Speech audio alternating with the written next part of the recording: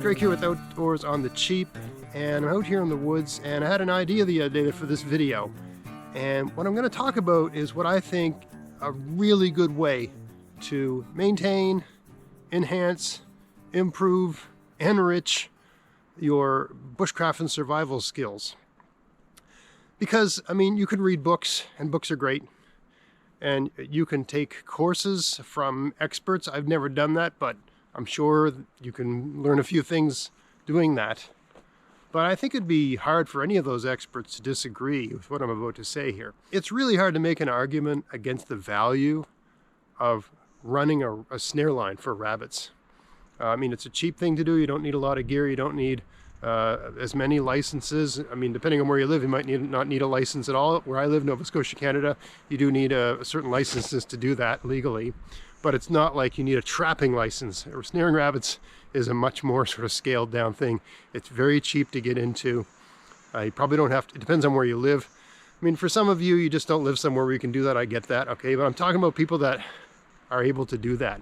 You don't have to go far, as long as you've got a wilderness somewhere near you, right? You don't have to go that far, pull over on the side of the road, go in the woods, look for tracks, get going sort of thing. So you're in the woods all the time. You're covering terrain.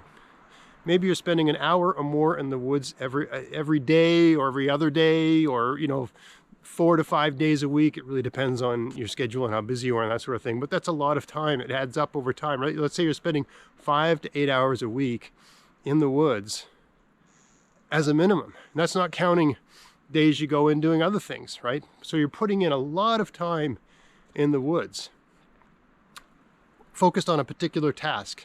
A task that plugs you in to nature, right? And there's a lot of benefits that can be derived from that. So I'm going to go through some of that here. Okay, so the first of those is just a kind of hardness and toughness, right? You're in the woods, you know, you're covering 3 kilometers or more. I mean, it's one thing if you're on an ATV and you're doing that sort of thing. Sure, it's still a good way to do things, but that's not going to enhance your hardness and toughness like being on foot, right? Part of the reason I'm always talking about using walking sticks and stuff like that is that you have a walking stick and you're covering 3 or 5 kilometers every day, you're just not going to fall down as often, right? I don't care who you are, if you're covering that kind of terrain and it's rough terrain like you can see here, there's just so many things to trip over. So covering that kind of terrain, it gives you hardness and toughness, just that sort of, that you can only get from walking in the forest as opposed to being on a cut trail or, you know, just walking on the side of the road, that sort of thing, right? It's going to improve your fitness level. I know that when at the beginning of season, I'm out of breath much more than I am towards the end of season, right? Towards the end of the season, I'm just not sucking wind the way I'm at the beginning. Makes a huge difference. There's also just learning how to walk, learning how to negotiate terrain, all that sort of stuff. Okay, so number one, and that is a survival skill, fitness. Just being fit matters, but also just knowing how to go through the woods without falling down. Falling down can be disastrous in the woods. So getting that feel for how to receive information from your feet, how to negotiate terrain, how to keep things from getting in your eyes, little things you do to keep yourself, to handle yourself in the woods. All of that comes with spending time, lots of time in the woods. But there's also just the regular practice of getting plugged in and also unplugged, right? So much of our lives is we're staring at screens, we're doing all this, we got the TV on, we're dealing with civilized modern life. And the minute you step out of that into this situation, and whenever I don't even have my phone, it's a good idea to have your phone with you, okay, because it's a survival device. I didn't even bring it today, I forgot it. But I love when I forget it because it doesn't ring. Sure, bring your phone when you're going in the woods, but geez, just for psychological reasons. This has nothing to do with survival and bushcraft. But just turn it off. You've got it there. You've got it. This is your lifeline to civilization. If you get hurt, you can call someone. You can get saved. All that sort of stuff. Bring the phone. But geez, turn it off. Turn the ringer off. You don't want it making those noises that distract you, right? When you're out here doing this, you want to be like a human being would have been 10,000 years ago, before any kind of civilization or even the Neolithic revolution, we started, planting and raising animals and that sort of stuff. You come out in the woods, you turn that phone off, you take a deep breath, and now what are you doing? You're plugged into it all, right? You're getting into a kind of hunter-gatherer mode. You're looking at everything, you're noticing everything, especially when you do it day after day after day after day. It's almost like picking up a martial art or some sort of meditative practice, which I don't do. But for me, this is better than that, right? Because it's real. You're out here to do something. You're out hunting, right? I mean, you're setting snares, but that is hunting because you're trying to, catch something, kill it, bring it home and eat it. That's hunting, right? You're focused on receiving information. Where are the tracks? Where are they going? Are there a lot of them here? Is there a few here? What are they eating? What are they doing? Right? These are all hunter-gatherer ways of thinking. You don't do this when you're walking down the street in the city or in the suburbs or at the mall or whatever you're doing. You certainly don't do any of this online. Okay? So you're focused on receiving sensory information, and you're studying and observing nature with a goal, with a purpose. And not only you're out here for rabbits, for instance, but you're noticing everything else. You're noticing the deer tracks. You're noticing how often the deer cross your path. You're noticing whether the tracks are deep or whether they're light, how they make tracks in the snow, how the tracks respond to snow and different types of snow this time of year anyway, right? You're noticing the other animals, the porcupine, right? The squirrel. These are the things that if you were in a survival situation, they're all food. It's all food, right? You're noticing what the predators are doing, where they're going, how they behave. You're noticing how many of them there are, and kind of what they're, I never, if I'm walking through the woods and I see bobcat tracks, or coyote tracks, or raccoon tracks, or whatever, right? I never just pass them by. I kind of look at them. Sometimes I'll even follow them a little ways just to see what they're going on about, what they're doing, right? So there's that. You also, when you're in here all the time, you notice changes. You notice the snow level changes, the texture of the snow changes. You notice if a tree comes down. You notice when something, there's a tree just to the left of me here, a porcupine has recently stripped it of its bark. And that tree's going to die. Not too far from me, there's an actual porcupine den. I know where that is because I'm out here all the time. So I know, if I wasn't here all the time, I wouldn't know that the porcupine lives 10 feet from me. If I really needed a porcupine for a meal, there's one right there, right? That sort of thing. So you just notice those things. You notice changes over time. You also notice where things are, the flora and the fauna, right? You know where the birch trees are. You know where the spruce trees are. You know where the pine trees are. You know where the maple trees are. All of that tells you, or where the yellow birch is. You get a general sense of where the food that the animals eat is and where it isn't. So you have a sense of where they're going to be and when they're going to be there. And you're de-civilizing. Right? You're becoming a kind of human being that doesn't exist anymore, or at least, there are places in the world where these kinds of human beings still live. They are plugged into things the way we're not. But when you're out here all the time doing that, you do start following into that rhythm. You move different, you carry yourself differently, and you're just noticing things.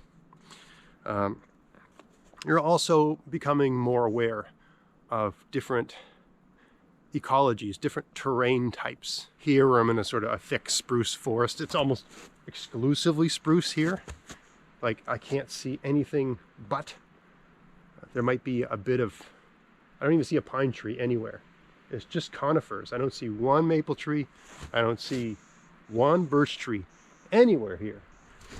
But I know if I go that way, if I walk that way for about 10 minutes, I'll start seeing birch trees again. I'll start seeing alders. I might see the odd oak, right? Things are going to change just over there, right? So you get to be aware of all those terrain types, all those different ecologies, and you learn that there are different ecologies in the woods, right? It's very different from being sitting in front of your computer or staring at your phone.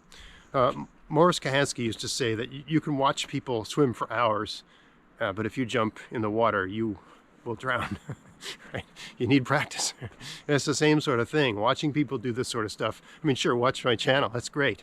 But it is not the same as doing it. So half the reason I get into these bizarre, you know, a lot of the comments that I find people making on some of my videos mystifying is because the comments are based on what people have seen, not what they've done. I'm not talking, don't flip out and don't put crazy comments on this video. I'm not talking about everybody. I'm not talking about you in particular, okay? But there's a difference between seeing and thinking. You know, just like reading about it on a book, seeing it on a screen. There's a difference between that and actually being out there. It's just different, okay? Right? Often a lot of stuff you see on a screen, it's not real. It's been rehearsed. It looks a certain way because it's intended to look that way, but that's not reality, right? You got to be out there to experience true reality. Things don't always work the way they work in videos. Okay. So yes, in the same way that watching someone swim does not teach you to swim, watching someone being in the woods does not teach you how to do all of that. Okay. So, I mean, yes, you can go in the woods for an hour a week. You don't have to, I'm not saying you have to snare rabbits to learn bushcraft and survival. That's not what I'm saying. Don't interpret it that way. What I'm saying is it's a really good way to get good at that, because you're spending all of this time in the woods getting to learn what's there. It's also a really good, because you're spending so much time with a purpose. You're studying nature. I mean, if you're hunting, you're studying. You're taking in information about everything around you, and you're trying to do something. You're just not out strolling around. You focus differently when you're hunting than when you're just strolling around. At least I do anyway. Maybe that's me. But, you know, there's a difference between hiking somewhere to camp for the night and hiking back to your car and going home.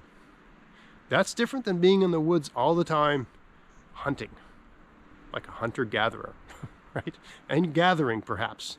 Right? While you're hunting, you might realize, oh my God, there's a pile of blueberries. There's a blackberry bush. There's a raspberry bush. Maybe I'll come back here during that season and gather some of those things. Oh my goodness, look over there. There's a wonderful little river. Maybe that's a good place to catch trout, right? You're learning about everything around you. You're doing what a human being would have done like 10,000 years ago, right? So there's that. Another really valuable thing that you can learn by, remember, if you're doing this for a season, right? For us, we start somewhere in December and it ends end of February. So sometimes you're out and it's hovering around 0 degrees Celsius, freezing, which is what it is today.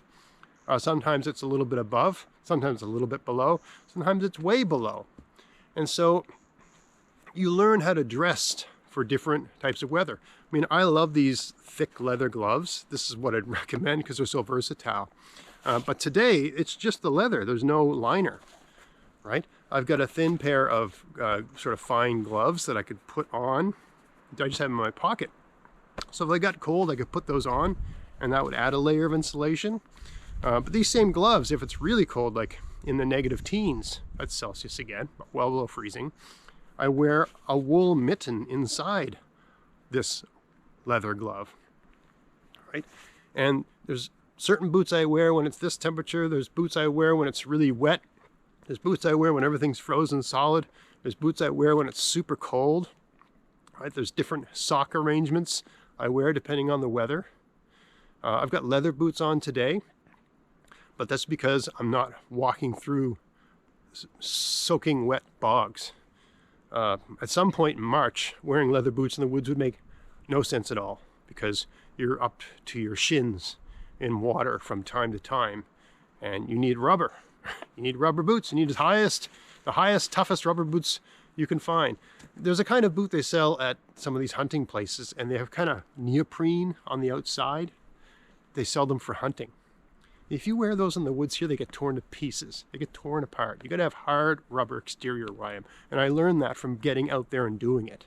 Right? So you learn about your gear. You learn what you want on your head. You learn what you want on your hands. You learn what you want on your feet. You know how many layers you need. You might learn that you need a system where you can peel layers off and put them on. I saw some stupid ad on Facebook the other day for some, you're not a mannequin, you're a man, or something like that, about, the ultimate thing to wear when you're in the woods. And it was just one thing. It just makes no sense. You want layers. You want to be able to peel them up and peel them down. Right? I got multiple layers on here. I've learned that the hard way, because when you're moving hard and you're working hard, you get hot. You want to remove a layer. And then you stand still for a little bit, you start getting cold, you put layers back on. I'm always wearing stuff I can just tie it, if I'm getting really hot, I can peel this off and tie it around my waist, right? I like this weather, around freezing, I like this flannel shirt, right? I can also tuck my knife in it. And it gets a few degrees colder, I will wear a wool shirt. And I've got one layer of, this is kind of like a wool, I like a hoodie. So I got a hat. I can just peel it off if I don't want it, right?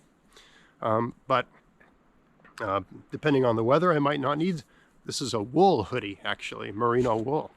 But depending on the weather, I might just wear a cotton hoodie. It depends on what's going on. But you learn what you should wear by being out and being exposed to the elements and working in those elements. I know there's a certain amount of clothes I need to sit in a deer blind, but I'll know there's the right amount of clothes for hiking through terrain. And that's from experience. Okay. The other thing, you learn about what kind of knife you want, what kind of saw you want, what kind of gear you have with you. Right? When you're setting snares, you use a knife a lot. Use them all the time. Every snare you use your knife. And so you know what knife is useless. Not useless. Every knife can be used, but certain knives are just really clumsy for cutting saplings, sharpening a point on the sapling, shaping wood, doing certain things with wood, and dressing out game. I like this sort of Mora knife style thing because it's good for all of those things. Anything bigger I find really clumsy. I'm sure those big knives are good for other things, but for doing this, I've tried every kind of knife you can imagine for this sort of stuff. You use a particular tool for a season, you know what's clumsy and what's effective. Okay? And when you're setting snares, you are doing a lot of different knife activities, so you get a feel for what makes a knife useful, because you're doing it for such a range of activities. Right? You're not just sitting, if all you do with your knife is sit by a campfire and baton kindling, then your preference for knives becomes knives that are good at that. Right? But if that's not what you're doing when you're in the woods, you're actually like hunting and gathering sort of thing, and maybe, depends on the person, I suppose, but your sense of what's a good tool really changes. And that goes for anything, a saw or whatever. Spending a lot of time using the tool, you get a feel for what tools are really good. And, I used to be, years ago, I was a painter. There are certain kind of paint brushes I just hated to use. And there were certain kind of brushes it made a difference. I mean, I made a living by being able to get stuff done. And there was, one particular brush where I was almost like 50% as effective as I could be with a good brush. So I don't want that brush. That brush is going to get me fired. Right? They're not going to call me back tomorrow if I can outpaint or at least keep up with everybody around me. If I'm the slowest guy on the job site, the phone ain't going to ring tomorrow, right? I take that attitude to everything. So if I got a knife and it's clumsy, well, I'm not going to be affected with what I'm doing out here, so I want a good knife. But it's putting in the time. The reason I could tell a good paintbrush from a bad one is because they'd spent thousands of hours painting. And it's the same thing for other tools. You've got two different hand saws in your shop. You notice you're using one all the time, you're not using the other one because it sucks, right? So, that sort of thing, right? When you put a lot of time in, that's when you start realizing what you need, what you don't need, what's good and what's not so good, okay? People are always commenting, what about personal preference? Personal preference, it's like, personal preference goes away with time, right? You get a bunch of tradespeople together and they start talking about gear. The preference goes down. There's like, this is the good one, everything else is less good. It just happens because certain kinds of tools are really good for certain kinds of tasks, okay? Anyway, so one of the great things about being in the woods all the time with a purpose where you need your tools all the time, is that you start getting a sense of what's good gear and what's not so good gear. Right? Like I've got a pocket knife here, and I can do everything I can do with this knife, with this one here. But when I'm kneeling on the ground working my snares, I want something where I can grab it with one hand, put it away, grab it with one hand, put it away. That's also why I developed a preference for neck carry, right? Because it's just easier to get at the knife when you're kneeling down or on one knee or that sort of thing. It's not tucked underneath your thing, it's right here. And despite what everyone says, I have never stabbed myself in the chest or slit my own throat with a neck carry. I don't know what state you'd have to be in for that to be an actual meaningful risk. You're also improving your skills. Every time you take down a 1-inch sapling, you're getting better at, you're learning how to control wood, you're learning how to control a knife, you're learning how to cut through wood with a knife. You're getting better and better, you're getting incrementally better, just understanding, and you're learning different kinds of wood. You know, certain kinds of trees are very easy to cut, other kinds of trees are very hard to cut. You know, everything has a different property. Okay, you're just learning those things. So you get, you know, if you're setting up some sort of snare arrangement, you might have to limb a branch you've taken. You get good at limbing. There's a skill to it. You learn the push cut, right? You learn there's like a cut you can do like this sort of thing. You learn at least 3 or 4 standard good cuts. You're not just pushing all the time. You're learning all these little useful cuts, right? Useful ways to use your, what's the one called, the breast cut, where you sort of go like that. Right? You're learning all these useful little cuts. I don't know what things are called. I just know how to do them, right? So don't jump on me. It's not important to know what things are called. It's important to know how to do them, all right? But you know, you learn all these basic cuts that are more effective and less dangerous than just powering through stuff, right? So you learn all of that by limbing and just cutting. It doesn't sound like much. You're not carving a spoon, you know, you're not making some sort of fancy Cub Scout thing. You're removing branches from trees or taking down saplings. You're putting a point on them so they'll go on the ground, and you're taking off the limbs. But if you're doing that thousands of times, you start getting really handy with a knife. You just get a feel for things. You get safer with knives because you cut yourself a lot and you learn how to not to cut yourself. It's handy if you read a couple of books on knife skill. Actually, the section in Morris Kohansky's survival book called Bushcraft is really good, and you can tell it's written from experience, all the typical ways you tend to cut yourself with a knife. So, you know, you tend to cut your left hand with your right hand, right? You tend to cut the top of your left index, if you're right-handed, you tend to cut the top of your left index finger with a knife. So all of your cutting techniques should be done, you know, done in such a way that they protect the left index finger, because that's what's going to get it, because you're going to push towards it, right? So it's about minimizing the risk to those various appendages. Okay, so your skills, right? You're not just your knife skills, but all of your skills for being in the woods. Even to know how to, certain kinds of trees, you can limb them without a knife. Certain kinds that doesn't work so well. And you can learn how to do that just from practice. You get really good with your hands, right? You start getting strong muscle memory hands. Hands that know what they're doing. Hands that have a feel for things. You can only get that with time. You can't do that sitting, you know, sitting in bed watching videos. You got to be out there doing stuff. Also the case that, you know, when you're putting in that kind of time, you get better and better and better at orienteering. You need some degree of orienteering just to map out a certain location that you're going to be working snare line at. But it's always the case that when you start snaring, you try a different thing, you try a shortcut home, you try this, you try that.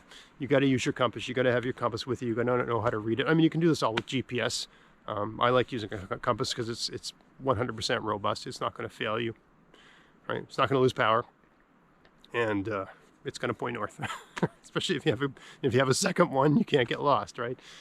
So you develop a really good sense, and not just orienteering skills in terms of knowing how to use your compass, but just knowing where the sun is. Like the sun's in the west right now, that way is west. I'm over there, like the car's over there. So as long as there's sun, I can get out of here. Oftentimes you take a bearing with your compass. This is something I learned years and years and years ago from, you know, my family. But you take a bearing with your compass, and as soon as you take that bearing, you notice that is the sun to my left?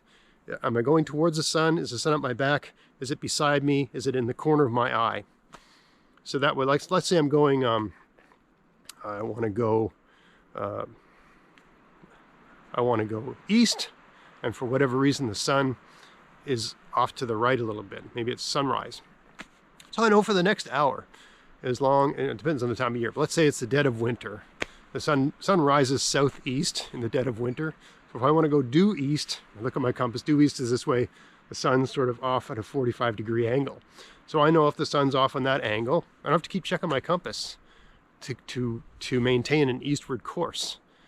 As long as I have gotten a sense of where is the sun relative to the bearing I want to keep, right? Or little tricks like just, okay, there's a big tree over there. That tree's roughly the way I want to go. I'm going to walk towards that tree. Once I get to that tree, I'll look at my compass again. It can be, I mean, sometimes it's safer to be looking at your compass all the time to keep a nice straight line, but you can move a lot quicker and just more satisfying to be taking note of landmarks, right?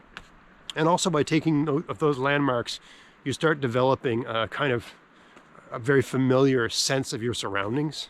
But you're learning to recognize, oh, this tree, there's a weird tree here, there's a weird rock there, there's a big tree here, there's a tree with a funny top over here.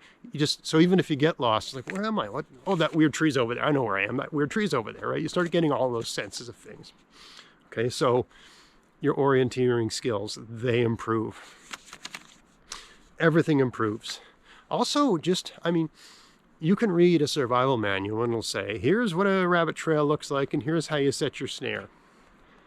And then you think, if I'm ever in a situation, I'll know what to do, right? And you have a sense of what to do, but it's like if someone says, well, here's how you play the clarinet. You blow in one end and move your fingers up and down the sides. Okay, so you know the basics, but you don't know how to play a clarinet, right? It's the same thing, right? You have to be out there.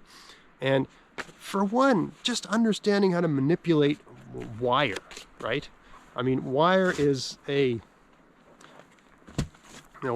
wire, whether it's brass wire like this, different kinds of wires behave differently.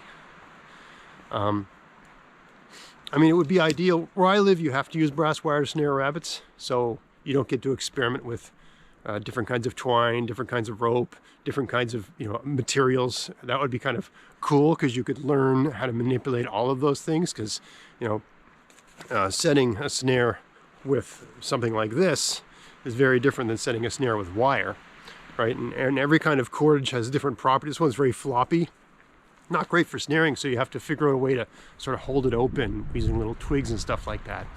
And there's a whole feel for all that sort of stuff. But even wire, you want a perfect circle that's just the right size. Just learning what the right size is.